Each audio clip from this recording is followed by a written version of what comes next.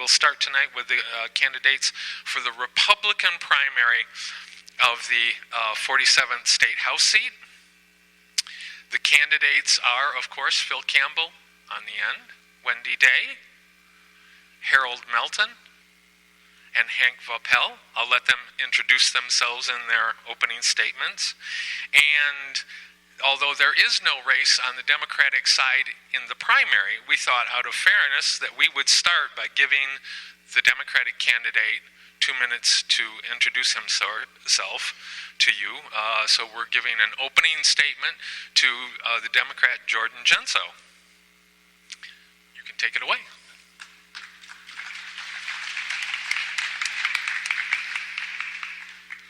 Hello, my name is Jordan Genso. I am the Democratic candidate for state rep in the 47th.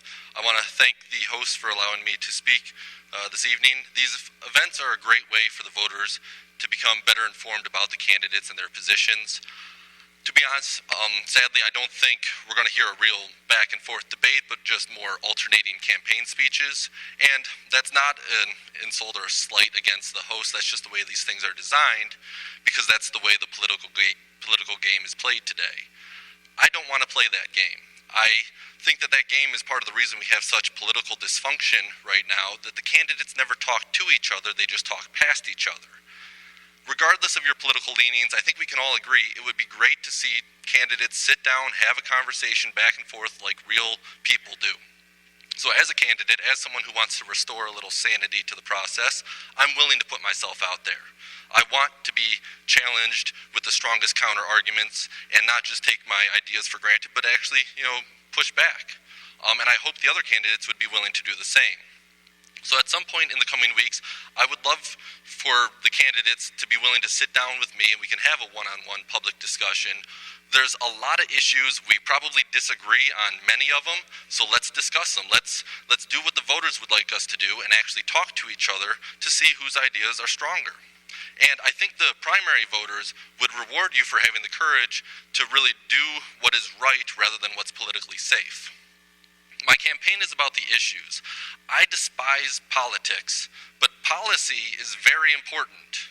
Politics will bring out the worst traits in humanity: hypocrisy, dishonesty, tribalism. It's all about winning the game. But policy is how we actually improve things and make things better. So I think that we need to focus our campaigns on where the candidates stand on the issues and how they can really work to improve things. So thank you. Thank you, Jordan. We worked so hard to keep the phones from beeping at us. Okay. Yes. Before we start, I forgot to mention in my opening remarks all these notes, and I forgot to mention Pat Convery is going to take a few minutes after the 47th candidates have had their forum, and we'll take a 10-minute break before we have the congressional candidates up here. But to start that break, Pat Convery will have a few minutes to talk about Proposition 1 that will be on the ballot in August. So there's some good information in there. Might want to stick around for that. Phil, what we'll do is we'll start on a rotating basis. Phil can start. Wendy will start the next question. Then Harold will start the next question. Phil, you can make your opening statements.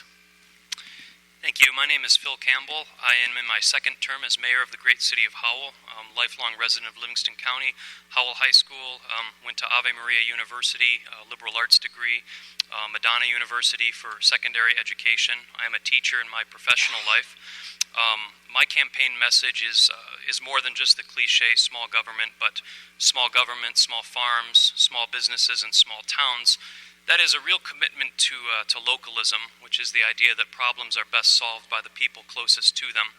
So for me, small responsible government means empowering the small, so local people have a greater say in the fortune of their community. I particularly enjoy working on the nitty-gritty aspect of government. I'm content to do fewer things if I can do them very well. I would like to patiently work on long-term policies that will make Michigan a better place, say 20 years, 50 years from now, rather than rush through sloppy legislation so I can come back and say that I did something. As far as my experience as mayor, I've helped draft laws, repeal laws. I've made multi-million-dollar decisions, direct city negotiations, lawsuits, union contracts, managed public safety issues, just the whole gamut.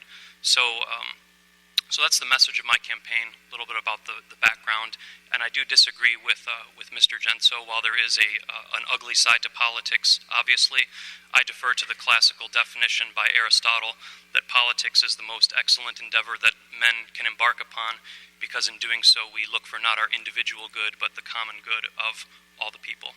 I look forward to this evening. Thank you.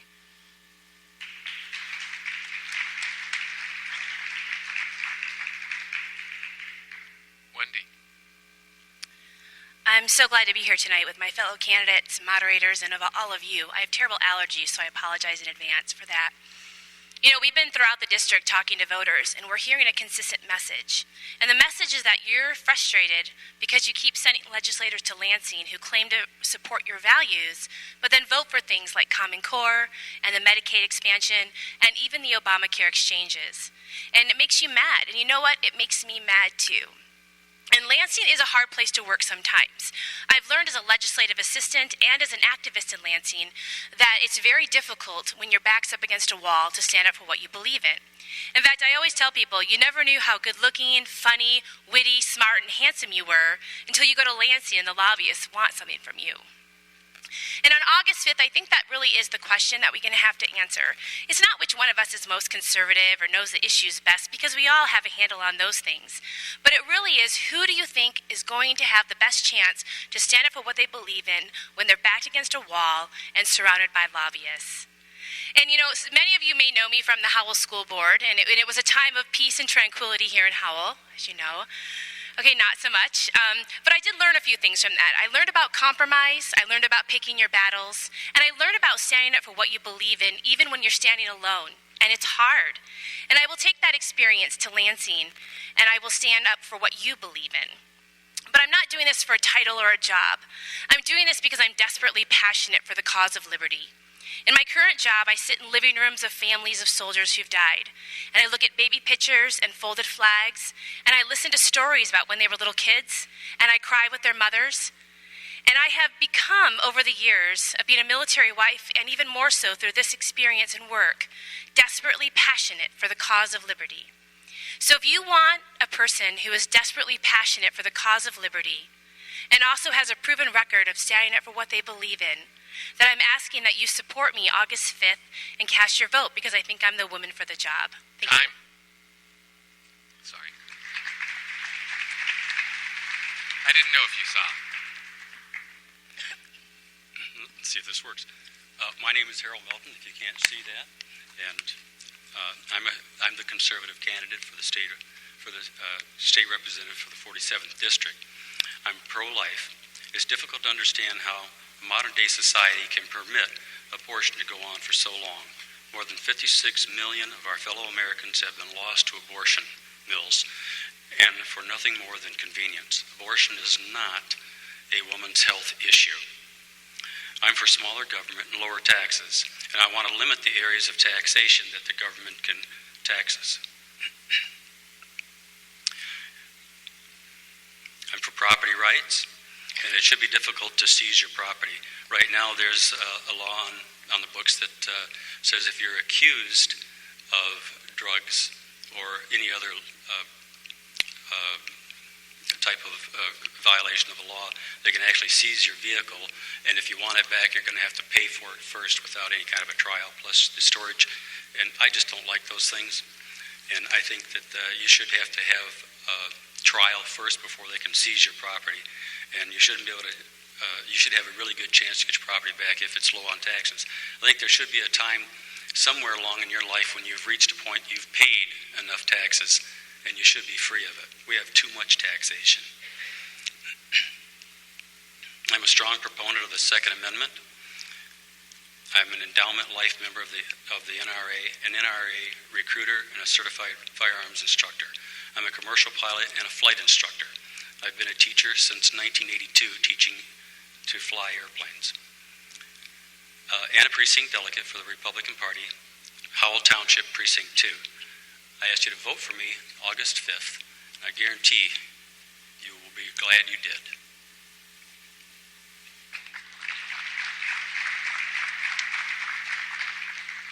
Thank you. Hank? Well, first of all, thank you for the opportunity to be here tonight and speak with you. I'm Hank Vopel. I've lived in Livingston County most of my life. I've been a veterinarian here for over 40 years. I've been married to my wife, Kathy, for 43 years. We have 2 grown sons and 2 grandchildren. I attended and graduated from public school in Livingston County, as did my children, and I proudly served my country in the United States Army. You'll find of the candidates here tonight, I'm not the best talker, but then that's okay with me because I think talk is just talk. It's easy to say you're going to do something, but of all the candidates here tonight, I've actually done the things I say I'm going to do. It's easy to say you're going to go to Lansing and create jobs. I can go to Lansing already having done that. I've owned my own business here for over 40 years, and I've created jobs here in Livingston County. It's easy to say you'll help families. I've raised my children and faced the challenges. I've seen how hard Cindy Denby and Joe Hune work for their constituents. I'm ready for the 10 to 12-hour work days. That's been the standard for me all my life. I won't leave the work half finished. I've shown my commitment to the community by involvement with local government, serving on church councils, serving on boards, flipping pancakes, parking cars, checking people in, and running the 5Ks. I know how to represent business people because I am one. I've paid the taxes. I've made the payroll, hired people. I've purchased insurance. I've paid the bills, and I've scrubbed the bathrooms. Somebody's got to do that too. Because I believe talk is just talk, I'm more inclined to listen. And because I listen, I've learned to spot just talk when I hear it. Promises that can't be delivered. I can effectively deliver. I'm not going to promise you I'll go to Lansing to learn to do all these things. I promise you I'll go to Lansing and represent you to maintain and improve the quality of life.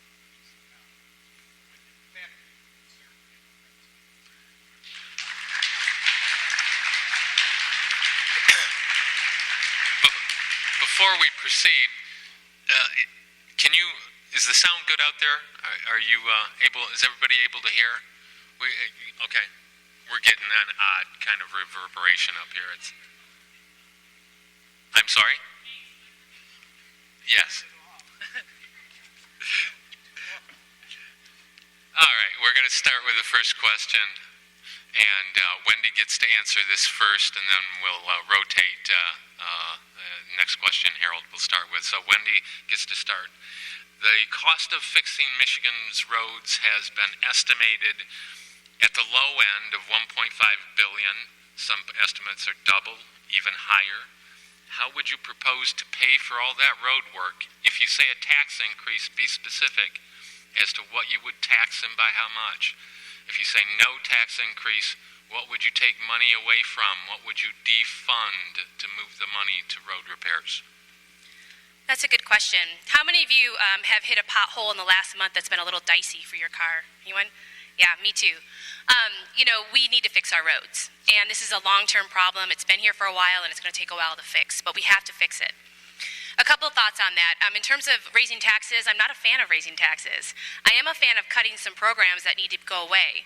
And I'll give you one quick example. There's a program in Macomb, Oakland, and Wayne County that is administered by the Department of Community Health that's supposed to give rides to people on Medicaid to go to their doctor's appointments. It's a $50 million contract that's out to a call center right now. They want to take that program statewide, but the problem is they have no data or even confirmation that the program works. It's just $50 million being spent, and no one knows where it's going, and there's no validation as to the fact that it even works. So that, for example, is one program that I would cut. Also, I think we need to think outside the box, and one example of that is an idea that I heard that's called performance contracts. Performance contracts are used in other states very effectively, and it goes something like this. I'll tell you later.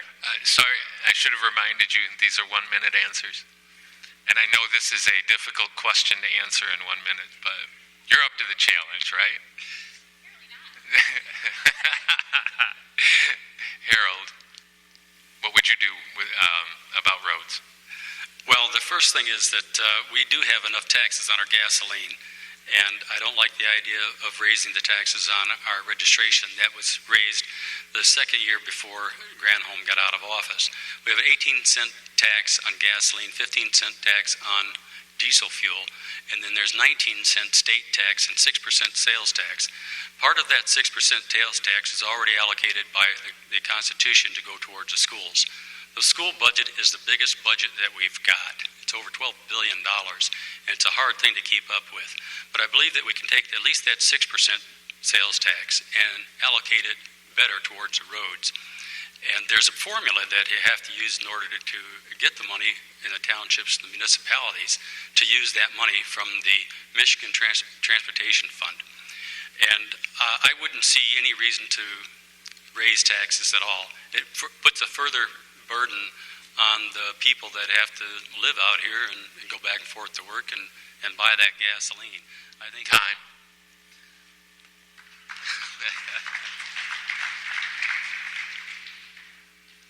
Hank. We have a 19% gas tax that's a state tax that goes to roads. We also have a 6% sales tax on roads, of which constitutionally the first 2% go to the school budgets, the 60% of the next 4% go to the school budgets, and 15% of that last 4% go to local units. Of the last approximately 1% that goes to roads, it's filtered down through many, many areas, many administrative areas, the Aeronautical Board, trails, and much of it is taken from that. I think that the first place to look is that 1%. To change that, to change the sales tax, you would have to have a constitutional amendment, which would take 2/3 of each house, of the House and the Senate, and then a vote of the people or a petition drive. I think the first thing is to look at that and make people accountable with the money that's spent.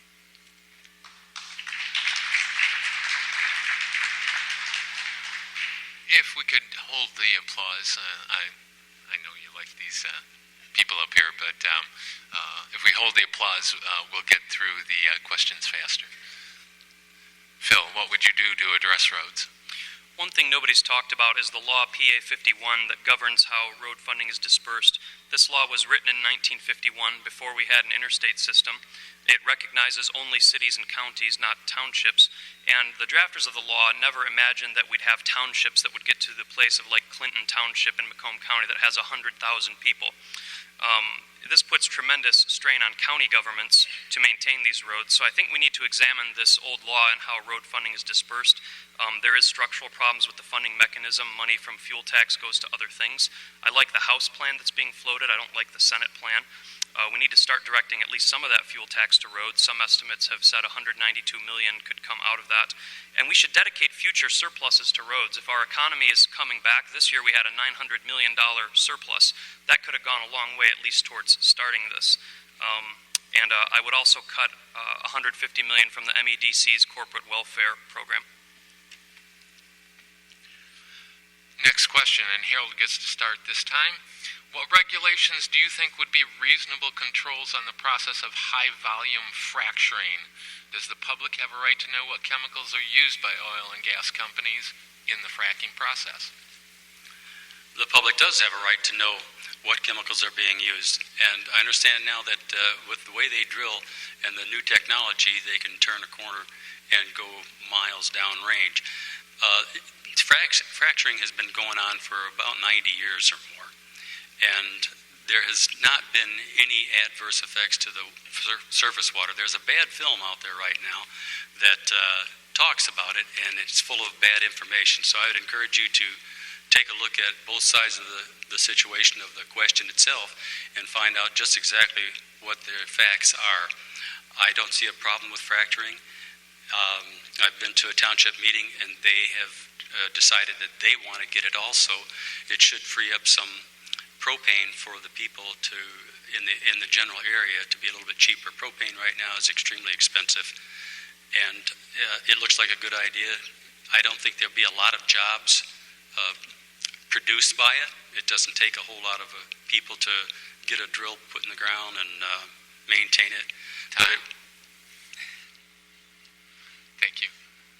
Hank, what would you do about fracking? At this point, there have been over 12,000 wells drilled by fracturing. Not all of them deep fracturing, but by fracturing.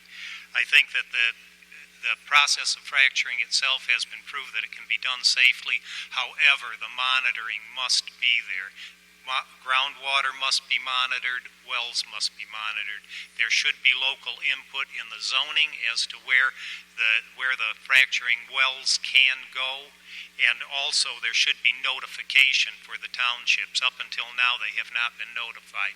The DEQ is having hearings on their new rules that they propose that do address most of these issues, and that the local control, you will have a little more local control, and you will also have a lot more information about what's going on at the wells. Monitoring will be done.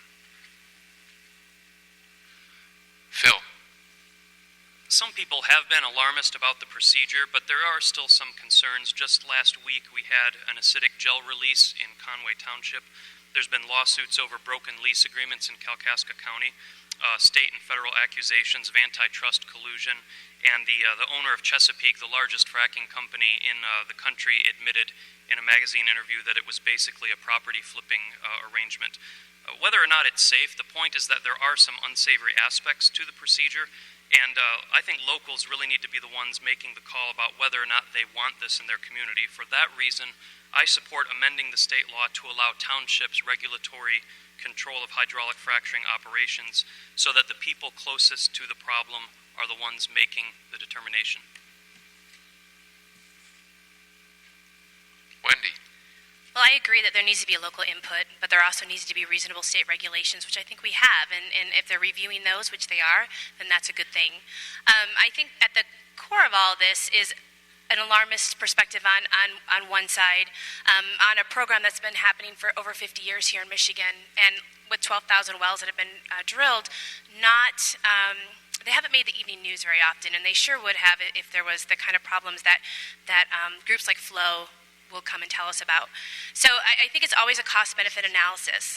But if we do want to keep energy prices low, we are going to have to continue to design and develop alternative ways of developing and providing electricity, and I think fracturing is a good process for that.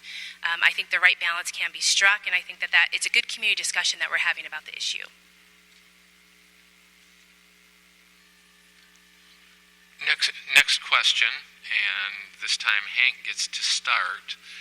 Proposal A was supposed to equalize school funding, but equity in funding has never been achieved. Is there any reason why a child in Howell or Fowlerville should receive less money for their education than one in Bloomfield Hills? What would you do to achieve equity? I believe that equity should be achieved. I believe that when in 1994, when the Headley Amendment went through, equity was promised. Equity has never happened, and I think that there is a formula whereby the lower districts get 2 times any excess funding that the other districts get, that the more well-funded districts get. I think that should be adhered to, and I do think that the equity should be there for all of the students. Phil. I absolutely support equivalent funding, one flat rate for all Michigan students, regardless of district, and it also should not be something that's constantly in flux every budget year. I'd like to see some more fixity to that. That being said, I teach in a small parochial school where funding for the whole school is under $100,000, yet the education there is comparable to anything anywhere public or private. Money is important, but it's not as important as sometimes I think we let ourselves think.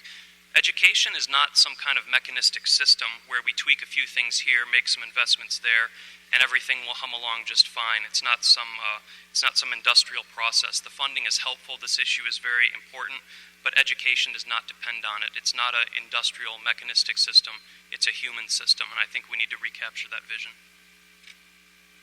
Wendy. You know, it seems like Livingston County was at just the wrong place at just the wrong time when Prop A was passed, because all of our growth happened after that. And I've watched the legislature, as I was on the school board, this was talked about a lot, and the legislature has been consistently working to close that gap in funding equity, and as they should be, and they are, and they will continue to do so, I would imagine. One of the things that we ran into on the school board when it comes to education funding, though, is, and that I would like to see corrected, is that the state fiscal year and the township and school fiscal year are actually not concurrent. And so at the school level, we had to borrow money to get through the last few months of the state fiscal year. Ours ends July 1, and theirs ends September 30. So there's that gap there, and that's something that could be changed and should be changed and would actually save money in the long run for our education. Harold. Yeah, as I said before, school funding is probably the biggest budget problem we've got. And I just heard on the radio this evening, I knew that it was in the works, but the governor has allocated more money towards the schools per student. Unfortunately, that doesn't really go for a lot of the students. It goes to the underfunded the underfunded teacher's pension. And he said it wouldn't stop the hemorrhaging, but it would slow the bleeding, and he should be able to get caught up with it in a few years. The problem with some of this, the way it's funded, when we do the colleges, the first thing they do is raise tuition, which then hurts the student trying to get in there. And there's good ways to do this, and as you said, the program was never really fully gone through in 1994. I'll let it go. This is where I need to ask a follow-up question, because you're all favored of equity in school funding. The problem that I see is that a Bloomfield Hills spends about $12,000 a year on each of its students. Our schools get closer to $7,000. To bring up every school district in the state to the level of Bloomfield Hills would bankrupt the state. How do you address that? Hank? First of all, as you said, there should be equity in funding. The school budgets are all different, and one size doesn't fit all. I think that along with equity, we have to look at what we're asking our public schools to do. I think when we ask our public schools to do all different things, one size certainly doesn't fit all. And I think we have to look at perhaps things like special education, which is much more costly than general education, and we have to ask ourselves what we're doing. We have to look a lot more at the trade schools to allow people to train in trade schools, and we have to look at what our college or what our graduation requirements are. Phil. The fact that myself and all of us agree with equivalent funding does not mean that we agree with it at the highest level as it currently exists. Where the appropriate level is, I'm not certain about that. I do think there's structural problems with how the schools are funded that go back decades. So I think we have an end in mind. We know where we need to go. Do we have all the answers for how to get there? I personally don't. But the first thing we need to do is set that goal and then work on stepping towards it. So I'm happy with maintaining that we need equivalent funding and that we should be moving towards a fixed, so it's not subject every year to a budget debate. How we actually change the structure to get to it, that's the nitty-gritty that I'd like to dig into when I have more than a minute. Wendy.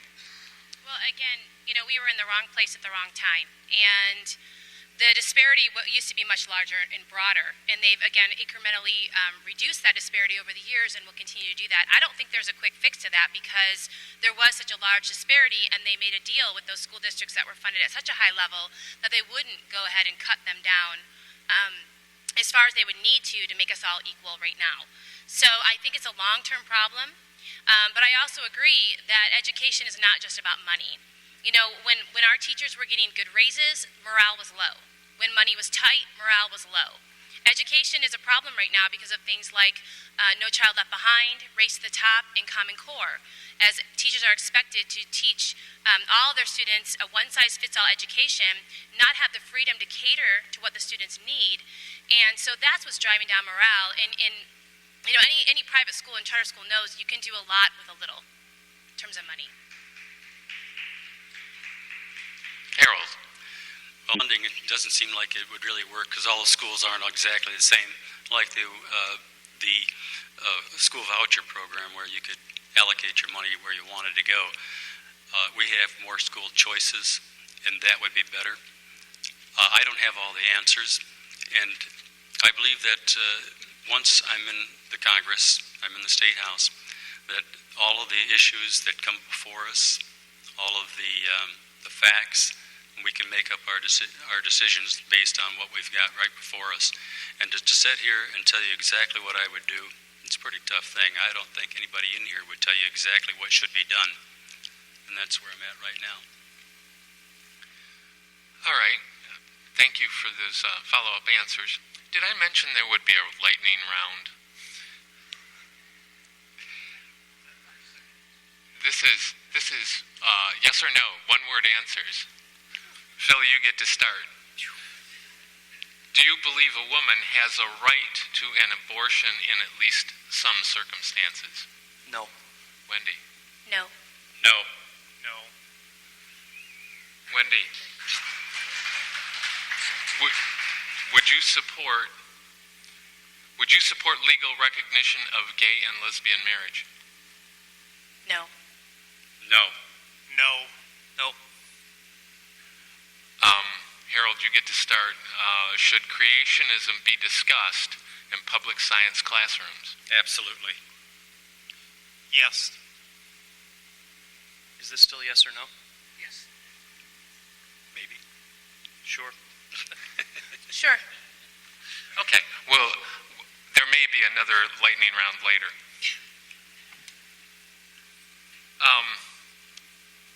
Implementation of Common Core standards has been controversial, but is there any reason why we should not make sure that the education received by a student in, say, Baraga County is equal to the education of a student that a student would receive in Livingston County, or a student in Arkansas receives versus the student in New York? And I believe it's Phil's turn to start. Are we still on yes or no? No. Okay. This is 1 minute answers. Wait. Okay, now you can start. Okay, back to Government 101. One of the benefits of federalism is that states can act as incubators for innovative ideas. My personal fear with Common Core is that it's standardizing at a time when we need to have much more variety, and from what I can tell, it isn't a particular helpful standardization. Too much power has been taken from school districts, not only with curriculum, but I would like to devolve much more decision-making authority to districts, especially about curriculum. If one district wants to adopt a tech-based curriculum, another one wants to try a classical-based curriculum, which I would like to see, they should be able to. So I would say simplify state standards with a preference for devolving decision-making power to the district level. People that are actually on the ground there in the school should make the call. Yes, everybody should have equal education, as Mike said, but I don't think that is equivalent to what Common Core is. I think that equal doesn't necessarily mean the same. And what's lovely about our country is that we embrace individuality and we embrace creativity, and Common Core is the complete antithesis to that. So I am adamantly opposed to Common Core and its implementation. It was snuck in through state school boards under the guise of being a state-sponsored program, which it was not, in the midst of Race to the Top funding that I voted against when I was on the Howell School Board, because I don't think it's good for parents, I don't think it's good for teachers, and I don't think it's good for students. And I would work to make sure that Common Core was stopped, and I would also make sure that we have as much education freedom in Michigan as possible. Harold. I'm also against Common Core, and from what I've seen at a Tea Party meeting when a fellow brought in a pile of books and we went through them, I thought it looked like the dumbing down of America, and I didn't want to see it put in any of our schools. And what it turned out to be was a company that was a printing company in Texas came up with this idea, then started spreading it around, and I think it was just for money for that particular printing company. I don't know why our governor decided it was something that we had to have and wanted to push it through so bad. I don't think he took the time to investigate it as much as he should have. I'm still against it, and if there's some way that we could get it stopped, I'd like to see it stopped. And I asked all the audience, are you all actually familiar with Common Core and how it works and what it involves? Anybody would like? Okay, maybe there's some of you that have more pros than cons. Okay.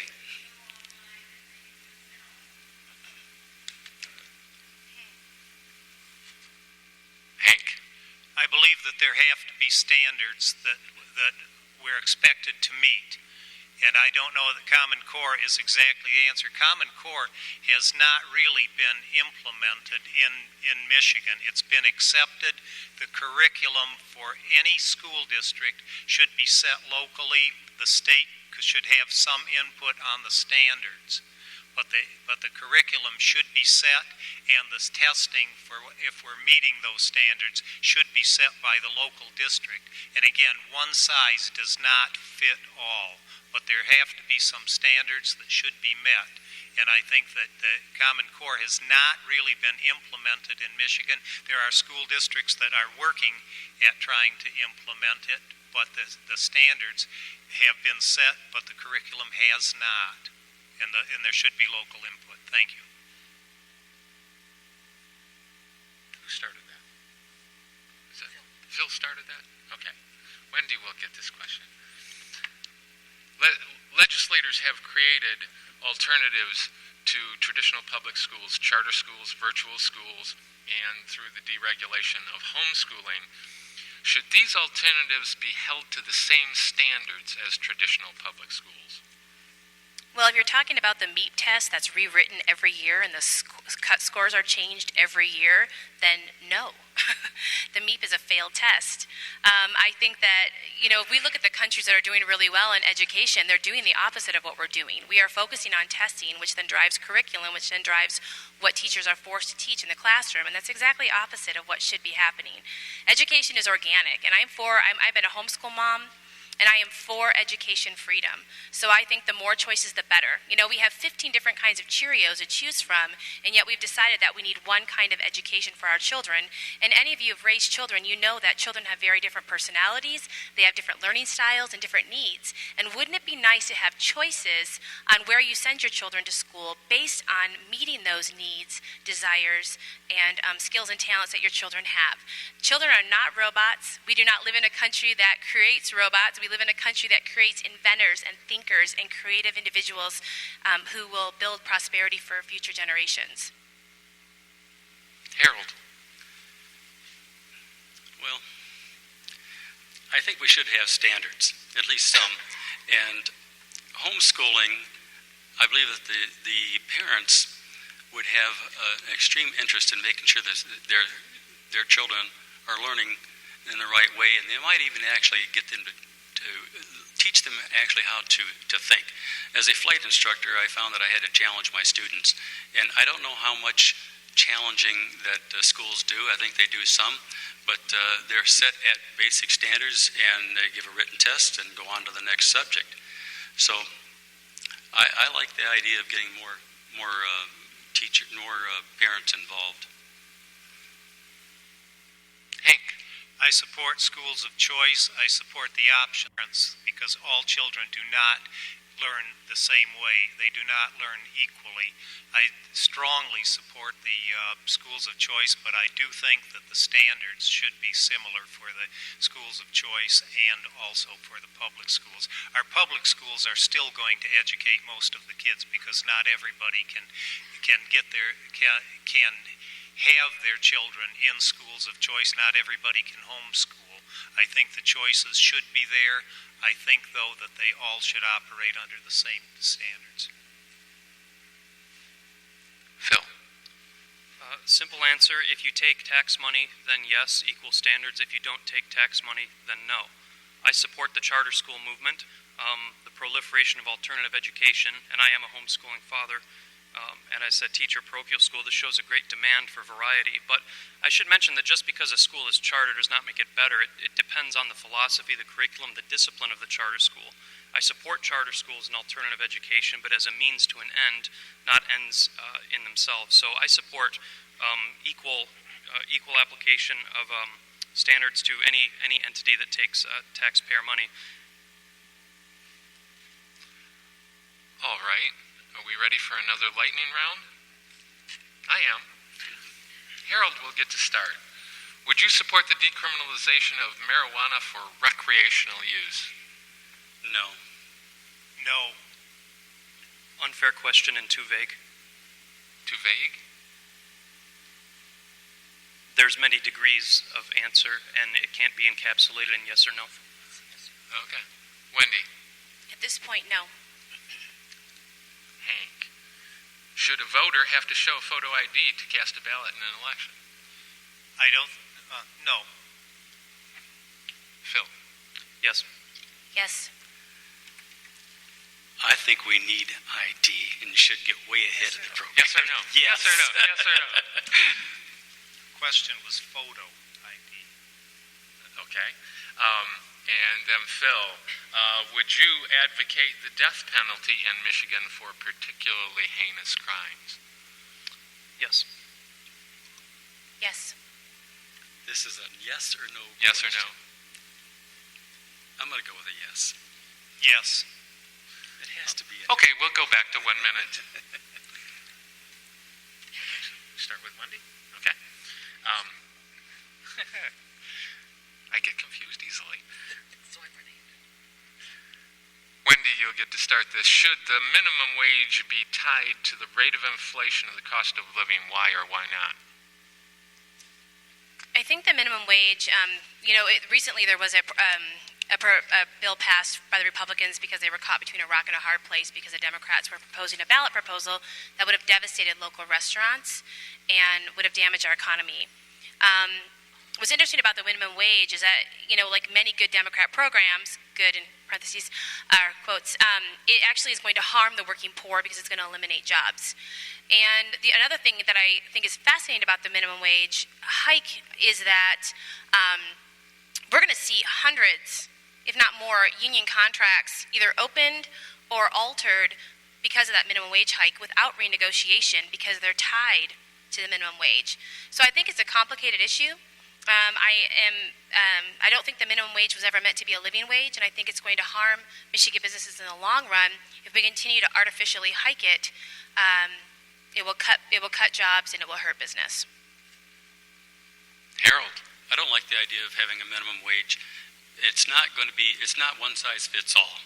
All right, and now for about 25 or 30 years now, we've had taxes on your tips, and some of these businesses work their tips a different way. Some contributed completely, and then there's taxes that's paid on it, what you expect to earn. I think that your tips should not be taxed, and I don't like the minimum wage. I think that causes a burden on businesses. When you have a minimum wage, that's at least a entry-level job, and when your skills have come up, you should be able to get paid more, and you should be able to get paid on your merit. Hank? The question was, should the minimum wage be tied to the cost of living?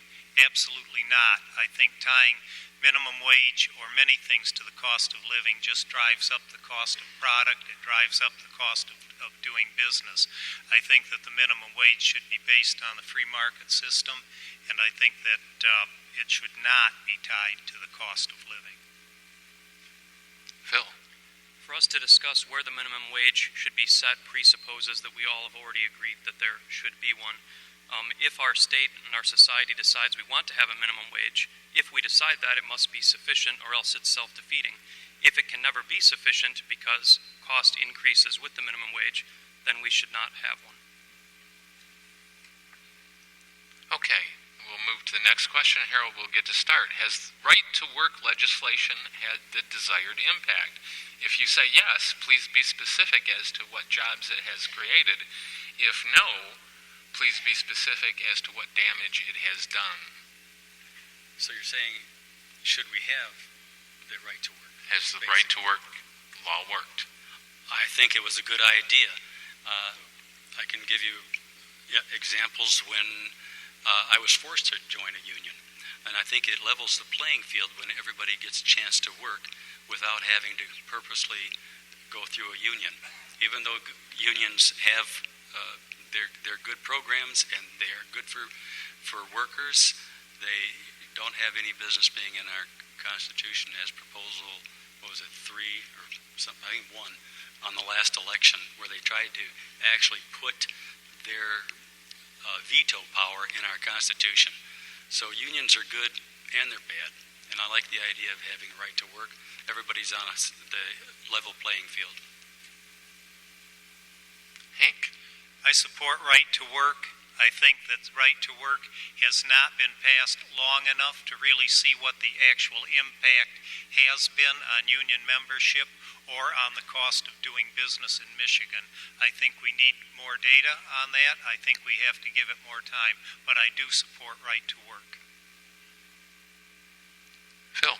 Whether it's created jobs, I couldn't say, but it has achieved its goal of the principle that no one should be forced to contribute money against their will. But I think it has introduced another problem, that is the legal doctrine in place that says unions must represent all employees, even those who do not pay dues, which is an inequity. I think that if you're free not to pay, which I think you should be, then you should not get access to the union representation or grievance process. Now, right to work creates 2 classes of payees, those who contribute financially and those who don't. This should logically be followed by 2 classes of employees, those with access to union representation and those without it. Now, the Supreme Court in this country has ruled otherwise. The Supreme Court has erred, in my opinion, on this matter, but until this inequity is rectified, this is going to continue to be controversial, and we're going to just keep seeing it going like this. Wendy. Well, I'm a member of the MEA, and there already are 2 classes of people in the MEA. There's dues payers and there's like a service fee payer. And I've been both. And if you've asked if it has a personal impact on Michigan, then it has on me, because I'm going to opt out in August, and I'm excited about that. It's not that I'm anti-union, but the MEA does not represent my values, and I don't want my money going to them anymore. So I am pro-choice in this matter. I support right to work. I do think that jobs will be created. I do think it's going to help our economy, and I would fight to protect right to work. And I think that there's been a delay in seeing evidence of how it's going to be impacted, because the schools, or the MEA, made it so we couldn't opt out until August. And schools, I think Heartland did this, passed a contract where their folks are trapped in the union for quite a while. So it's going to take a while to see those long-term impacts, but I think they're going to come. And as for me, it's had a significant impact on my life. Hank gets to start this one. State funding for higher education has been cut over the years. Thank you. State funding for higher education has been cut over the years, yet many students leave college with the highest level of student loan debt in the nation in Michigan.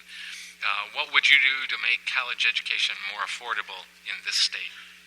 I think there are several things. I think, first of all, in this proposed budget, there is an increase. However, I think that the universities have a responsibility to try to control costs, the same as school districts have had to contain costs. I think the same as businesses have had to contain costs. I think universities, we need very much for their research. We need, if we're going to be progressive as a nation, we need the research that goes on there. We need the teaching that goes on there. However, I think the cost has gone much, much higher than inflation, and I think universities have some responsibility for that. And also, most universities are being funded much more by private donation now than they have been before. So I think private donation is one of the ways to raise the level of education and to lower the cost for students. Phil. The problem with college costs, like with health care, is the rising costs way out of sync with inflation. And like in health care, the cost is assumed by third parties, student loan lenders, and this leads to all sorts of mischief. This might be an inconvenient or hard truth, but the fact is we will never get this under control until we move back towards a direct pay system like it was before the advent of the student loan system. Until we do that, it's just going to keep getting higher and higher and higher. So we need to look for ways to move back towards direct pay, like in the old days when when working through college was a realistic proposition. Nowadays, if you tell a kid to work through, a degree, it's laughable. They could come out with a $250,000 in debt. So we need to move back towards direct pay. I don't know how we can do that or what that would look like on the ground, but that's where we need to be moving towards. That's the only way to get this under control. And if not, if we can't do that, then I fear that this is going to be the next bubble. Wendy. I think this is going to absolutely be the next bubble. If you visited a college campus lately, you've probably been shocked at how much like the Taj Mahal they strive to be. It's not really about education anymore. It's about the Student Activity Center and all the other beautiful buildings they have. And that is because of that third-party payer. It goes from the government or the lender directly to the college. And the kid just signs a promissory note, and on they go. I teach at Lansing Community College, and I see this all the time. People come to me and say, well, what degree should I get? And I'm like, whatever you can get the fastest and get out of here in as least amount of debt as you can. You know, for my children, I'm working really hard to make sure that they have opportunities, that they do not have to get into the kind of debt that many of their other folks in their generation have had to. But I do think that education is going to look a lot different in 20 years. I think the need for college is going to look a lot different in 20 years. We have put so much emphasis on needing that piece of paper, that college degree, that it has almost become it's become a necessity for jobs when I don't necessarily think it is. I think we're going to see a natural diversification of skills and opportunities and online opportunities in colleges, and that will slow down this process, but then I do believe we're going to hit a bubble that will further kind of stop the direction that we're headed in right now. Harold. Yeah, we've addressed this a little earlier about the giving money to the universities, and then the first thing they do is raise the tuition. I think the universities do have to keep their costs under control, and I'd like to take a look and see just exactly where it was all spent. When you said that they look like the Taj Mahal, I don't know. I haven't been in there for a while, but they certainly, when we give money to the universities, I think we need to tie a string to it and say that they can't raise the tuitions. At least not when they do. It's within a few weeks or a couple of months, they raise the tuitions incidentally. I mean, just right now to go with it. And it puts a further burden on the people that really want to go to school, people that really want to learn. And I don't know I don't have all the answers, but I think that it certainly has to be under control. Funding for, like I said earlier, the schools is definitely the biggest cost that we've got. Thank you very much. Can we give a round of applause to these folks?